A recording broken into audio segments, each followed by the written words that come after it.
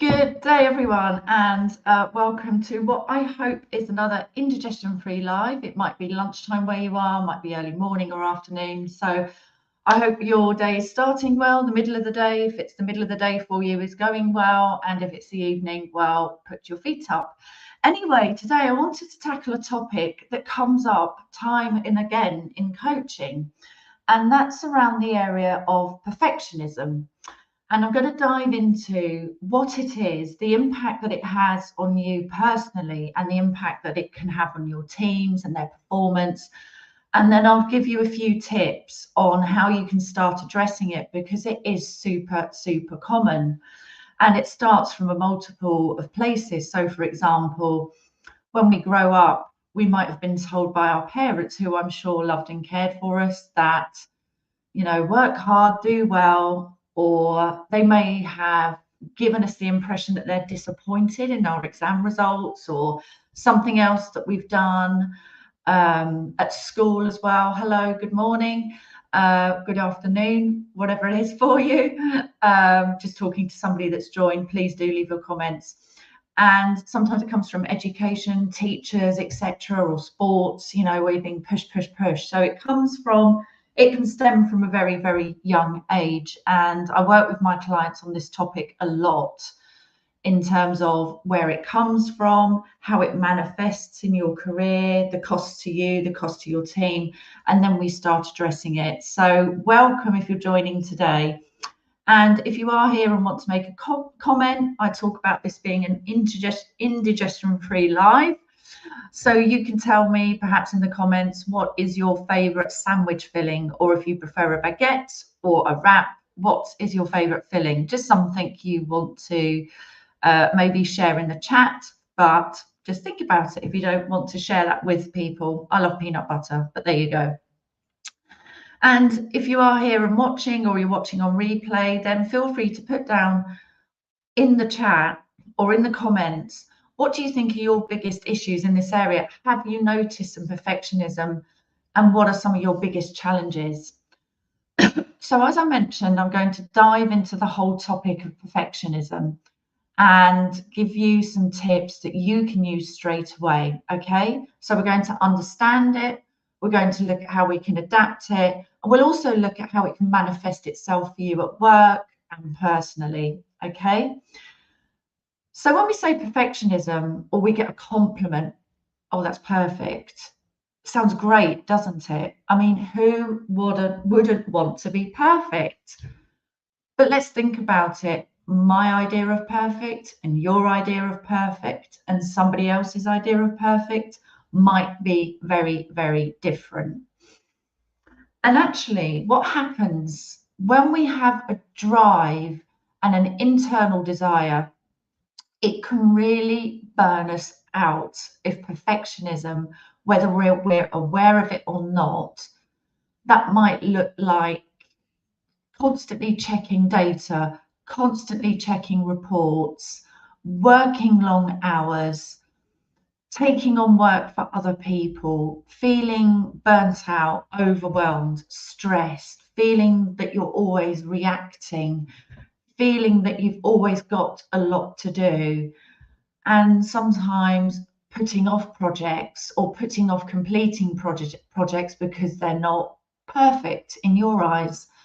So although it sounds great, it can sometimes have, and very often, a detrimental effect on your mental health and well-being, and actually the performance of your team and your relationship, authority and influence with other stakeholders, including your boss, for example, who might have a very different style to you. And as I mentioned, I do work with this a lot with my clients, and it comes up as we go through what's happening in their career, some of the issues that they're facing. And sometimes, and this isn't to blame, some of those issues can be of our own making. And my job is really to raise awareness and help people adapt and grow in the way that they do things at work. And that can also have a knock-on in their private life, which is great, double whammy. Help them adjust and adapt and understand themselves better and where this drive comes from. And I've been working with a couple of teams actually, where they've had leaders that are perfectionists, and perfectionists in their own unique way. And I'll go into that as well, how it manifests in different ways. And it's left the team feeling burnt out. It's left the team feeling as though, well, what's the point of speaking up? What is the point of suggesting ideas? Because my boss, my leader, or that person always has the answer, isn't really going to listen, and is just going to go on with that anyway. So whether you are somebody in a team like that, or you have experienced that, maybe you have worked for a perfectionist leader, and either consciously you said, well, what's the point in offering suggestions? What's the point of really identifying what I think is the problem we're having? What's the point of identifying solutions? You might have thought that very consciously, still doing a good job, but maybe just holding back a bit, or very subconsciously, you may have felt that as well. And you know, maybe as I'm speaking, you're realizing, wow, yeah, I did hold back. I did start to hold back a bit over time because my boss always knew the answers. So what was the point? The team just seems to, you know, hold back a bit. And that isn't great. If you're running a team or leading a team, it's not great for development. It's not great for succession planning, and it's not great for retention. So as a leader, sometimes we have to look at ourselves and saying, is my drive for perfection so high that the team are frustrated? We're not getting through projects. We're not identifying problems. We're coming up against the same issues because there's a one size fits all into what are the right answers. I work with some very forward-thinking leaders as well, who are very clear that actually my attention to detail is so great, Sarah. I know that moving into this role where I've got a bigger team, a more diverse team with different styles, is not going to work. So I applaud you, those people that have worked with me and identified that something needs to change, because it's that awareness that we can work on, grow and adapt your style to enable you to let go of some of these perfectionist techniques that you might have been using. And they might have worked very, very well when you're in a team as a manager or a team lead where you do need to guide and direct more. But as you go through your career and your responsibility grows, sometimes it's about adopting different styles. And again, this might be something you're hearing for the first time, or like some of my clients who've come to me and said, I need to adapt my style, Sarah. Can you help me do that? Well, yes, I can.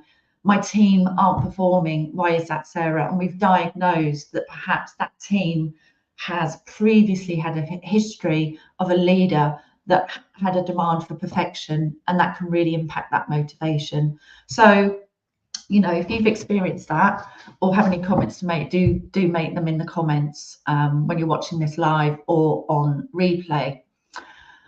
So those are the impacts on teams and performance. But what happens to you personally? Well, I mentioned a few areas at the beginning.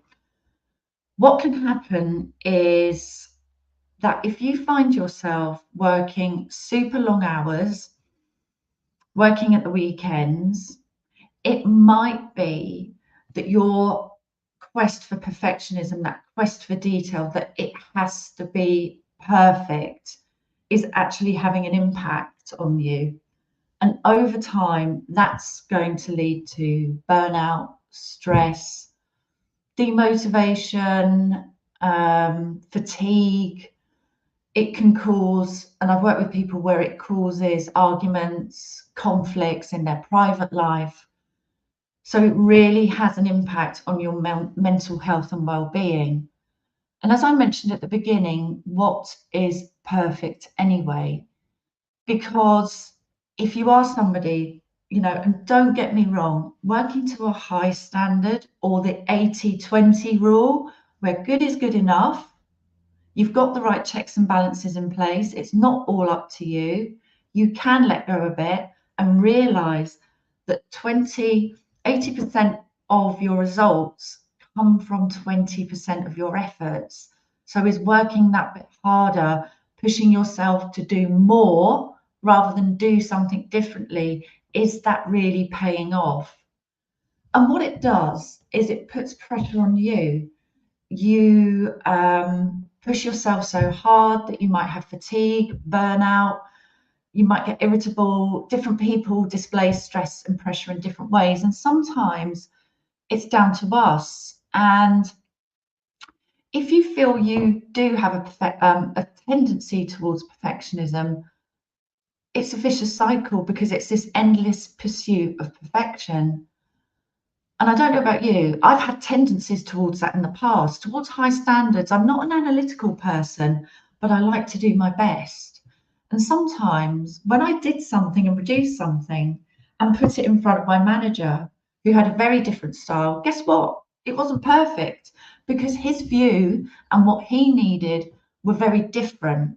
So we would talk about that and address it. So when you're going through the drafting process, we always know there's going to be changes, whether that's a plan or a document. So yes, it's good to have high standards, but we're not robots. We're not robots. And even with the robots, with AI, with ChatGPT and all of that, we still need to check our work. So we're in this endless pursuit of perfection, which can be really tiring and it's unrealistic. Some of the other signs, setting those unrealistic goals, having a huge goal that you're just not breaking down, that you give up. If you don't think I can do it 100% perfectly, then you might give up, or you might not even get started because you're stuck in the details. Sometimes that can be a comfort zone. Getting stuck into those details, it needs to be perfect. What also happens is that if you do have a tendency towards perfection, you can be somewhat sensitive to criticism or feedback. Now, criticism and feedback need to be delivered in the right way. And again, this is another area that I work on all the time because sometimes it's given so brutally and without asking questions or understanding the other person, it does demotivate. So that's a topic in itself. But if you are a perfectionist, you might really feel that. You might really feel that. And it's okay to feel it. Of course, we don't want to suppress how we feel. You might feel disappointed, but don't turn it in on yourself. Listen, ask questions, but you might feel rejected that you're not good enough. So, yes, attention to detail, care on what we're doing is important, but not taking it to the nth degree. And sometimes your colleagues or your boss might have said to you, you're taking too long. You're taking too long to do this. Can you get a move on? Not always the most helpful thing to say, but those might be some of the comments that you've had. Or, where is this? Perhaps you're procrastinating because the detail isn't quite there for you yet. What can also happen in your career, you might get those comments. Where is it? It's taking too long. You might sense a bit of procrastination because you're in the details, or you want to do it properly, or maybe you do it really quickly because you want to be perfect in your boss's eyes, but it needs more detail. But it does tend to lend itself towards detail as a facet of perfectionism. What can also happen is that we're scared of taking risks because, oh, I'm not sure how it's going to work out. What happens if this new job doesn't work out? What happens if this new project doesn't work out? I'm really scared of this situation because I need to know exactly how it's going to pan out. I need to know the details of everything to make my decision. And that can be a facet of perfectionism.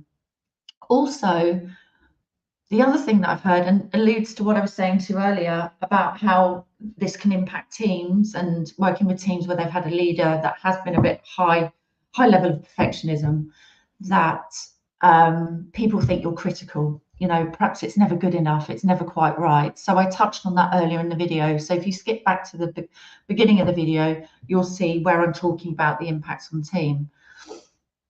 But where does this come from?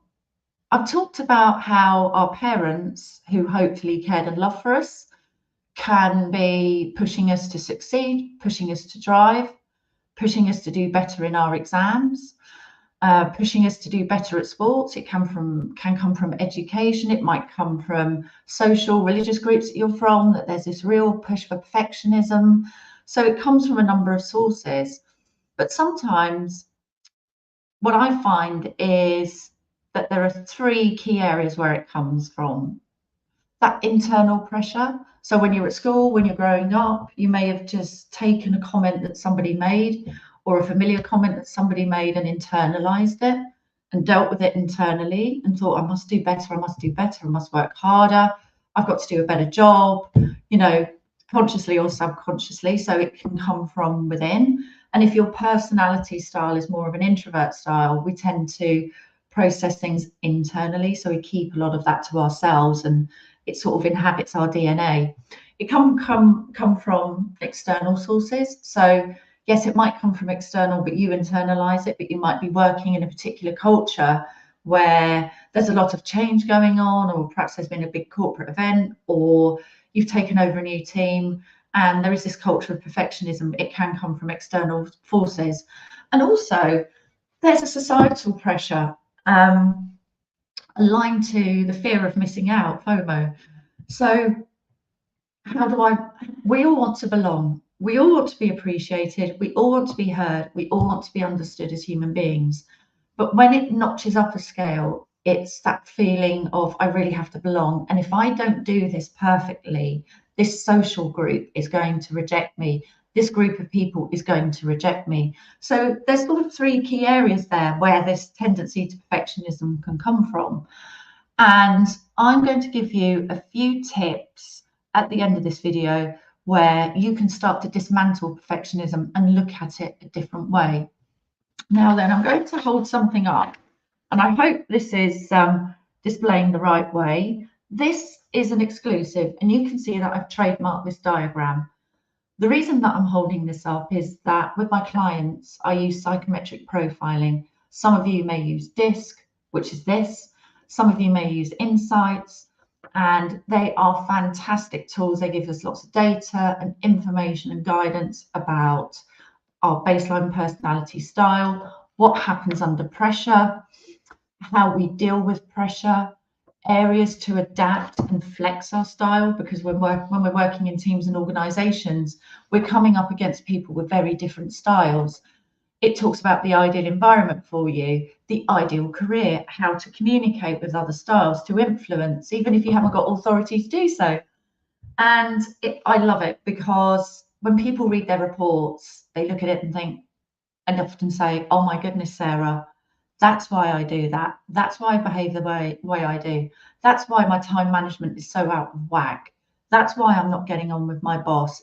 It's absolutely fantastic. So this is DISC. And as you can see, and I really hope you're seeing my fantastic artwork, and it's first time I've held something up on StreamYard, so hopefully it's displaying in the right way. So you've got four colours here. You've got red, yellow, green, and blue. And typically DISC and Insights use these four colours to talk about different styles. Now, why am I showing you this? Is it because I'm a fantastic artist? No, certainly no perfection in that area, and I don't mind. Anyway, so we've got four colours here. So D is red, and yeah, I'm showing you this because each of these styles may display perfectionism in a very different way because of the different styles. And these are the baseline styles. You might be a combination of two or three because we're all unique. Okay, so we've got red. That's the driver type, that red energy of moving forward, fast, pace, really driven, results. As you can see, I've beautifully drawn an arrow because it's like, yes, let's move on, let's move on. And that might lead itself to a very public display of drive and perfectionism, that it's never good enough. We've got to move on to the next thing. We've got to move on to the next thing. All of these styles, for example, I'm kind of exaggerating them here, but I'm giving you the parameters of these different styles. And there's nothing wrong with the style that you have, but sometimes we just need to grow and adapt. So obviously very good at getting results, but taken to extreme can be like pace, and it can leave people behind. It can leave people feeling very harassed. So perhaps you'll like that. And this is an extrovert style. So they will be very vocal and very loud and very task focused in an extrovert way about the need to get results and move forward. So the key there is really learning to slow down and bring people along with you. Then you've got the I, which I hope you can see. I drew the sun there. So I, sunshine yellow, a friendly person, a very outgoing person. They really need social recognition. and they are, again, another extrovert style, but they're extrovert and they're really people related. They like recognition, they like praise, they want to be involved, they want to be liked by other people. Now, taken to the nth degree, what can this mean? This can mean taking on projects that really don't belong to you, wanting to be involved in everything, a bit of people pleasing, not being able to have difficult conversations and set boundaries. So in a way, your quest for perfectionism might show up in this way, okay? Now we're coming on to the green and the blue. I will forgive you if you don't understand this diagram, but an S, and the diagram here is a mind thinking and a pen writing, because the S is what I call the steady green, like a tree trunk sitting in the grass, very solid. It's an introvert style, but it is very people focused. And I've drawn that because they're great planners. They like to think about things internally. And I think particularly for the S and the C styles, that's where perhaps some perfectionism can come into play. And I see it quite a lot with my clients. Yes, you can have it with D and I in a different way, in a more obvious external way. You might not see it so much for these two styles. So you need to look out for that if you've got a team member who has this kind of style or tendency. They will plan. They are extremely loyal people in your team. They really value the team. However, they won't articulate what's going on for them. They won't raise issues. So the key here for the S style is to really speak up, is to be okay with speaking up, to not get lost in too much planning, and to really just be more vocal about what's going on for you, and to not take on projects out of a sense of loyalty or teamwork, to really think about, do you know what, sometimes it's okay to put myself first. And I do see a lot of the S styles and the C styles, or a combination of both, getting stuck into planning analysis.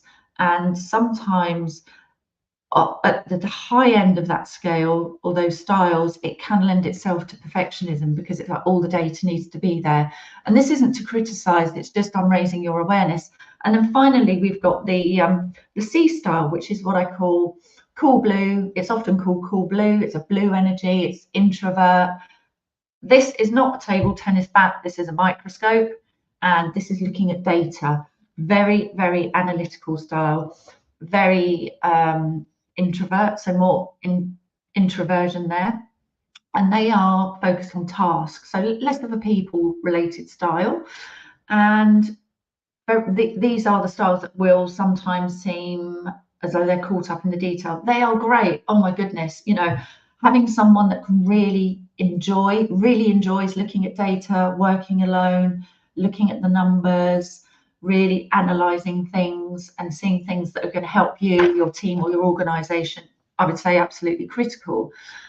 But sometimes they can get lost in the detail. They can sometimes seem aloof, and they can actually come across as quite critical of other people's work if the data isn't there. So those are the 4 styles and how perfectionism can manifest. But I would say with these 2 styles, because they're very introvert, if you're leading a team, or if you're somebody potentially that has these more introvert styles, maybe that drive for perfectionism can rear its head more often. This can also be very sensitive as well. So when you're giving feedback, be very sensitive. So those 2 styles particularly can lend themselves to perfectionist tendencies, the data, the analysis, and the planning. And then things don't get done always. And again, this isn't about criticizing, it's about being aware that when we're in a team, we need to adapt to different styles and perhaps use a different approach. And sometimes it's good enough, because it's great poring over the detail in the plans, but if your boss is getting really annoyed in the meantime, then there's got to be a meet in the middle conversation. And I'm sure you're doing it all for the best of intentions. I'm just raising awareness on this. So what I want you to do, a few key tips in the last few minutes. I want you to have a look at your goals. And one of the things we need to be really careful on with our goals is, are they realistic? Are they really realistic? Are they manageable? Have I broken them down? because sometimes if we take on a massive goal and we don't break it down, it doesn't become realistic. And when I talk about realistic, as part of that, when I'm coaching people, it's like, how realistic is this goal for you? How much do you want it? And then we need to look at the resources that we need, because there might be resources that we don't have. And particular, sometimes the I style will try and do things on their own a bit, as will the S, and they won't speak up about it. You'll very much see the stress on this person's face and very visually. But sometimes we do need to ask for help. We can't possibly do everything that needs to be done sometimes. So have a look at your goals and make sure you're looking at them in a more measured way, a more realistic way. Also, when I was talking about the S and the C styles here, what you might want to do is look at your workload. How realistic is it for me to manage all of this, knowing my propensity that I might be a bit more inclined towards perfectionism? So be realistic with your timelines about projects. And I think that goes for most people I talk to. Be realistic about the timelines. Don't feel under pressure. And agree that with your boss, and think about, well, how do I need to adapt my style to achieve that? Because it's clear that's what he or she wants at this point in time. How do I push back a bit? So those are goals, timelines, deadlines. What I want you to do is have a look at yourself over the next week or two, write it down or keep a list somewhere about some of the behaviors, some of the patterns that you have, some of your approaches to work, and pick one of them. Pick one that's really consuming a lot of time. Perhaps you feel a little bit frustrated about that. What can you adapt? Just pick one thing at a time, because it's not about changing who you are, but it's just about adapting. So is there something that you could do differently? So I was working with a client this week, and what we talked about was, do I need to check that 3 times? Because it's probably going to change anyway. Check something once. Can you delegate? Because sometimes when we drive for perfectionism, we don't delegate. So check that out one piece at a time, and keep a journal. Talked about goals, breaking them down, and mistakes. We have to learn to embrace mistakes and own up to mistakes. Mistakes happen. Sometimes the information wasn't provided. Sometimes somebody missed something. That can happen, and it's all about what you can learn, what you didn't know at the time. So it's really normal that sometimes there are mistakes and mishaps that come along in a project or come along in your career, or perhaps it's something you feel, I didn't do that very well, or I missed that deadline. The key is to, if you do have a conversation with somebody about it, is own it and address it and think about, okay, well, what would be different in my approach? It can be quite uncomfortable to change our style because we're in a comfort zone, but sometimes our comfort zones can be quite uncomfortable at the same time. So let's have a look at those and see what we can change. So if this resonates with you, then the idea of perfectionism in your career, in your leadership style, if you're seeing some repercussions of that in your team, then drop a call in the comments and I'll get in touch with you. Drop me a message, or I will drop the book a call link in this chat. Let me just see if I can get that. There we go. Here is where you can book a free call, no obligation, but I'd love to hear from you. And yes, I've just had a comment about DMing. Yes, I will DM you. No problems. So I hope you all have a good rest of the day. That was perfectionism demystified a little bit, so, or demythed rather. So if you know anyone in your team that might be suffering with this, or anybody you know, feel free to share it or tag them in the comments. Have a great day. Take care. Bye.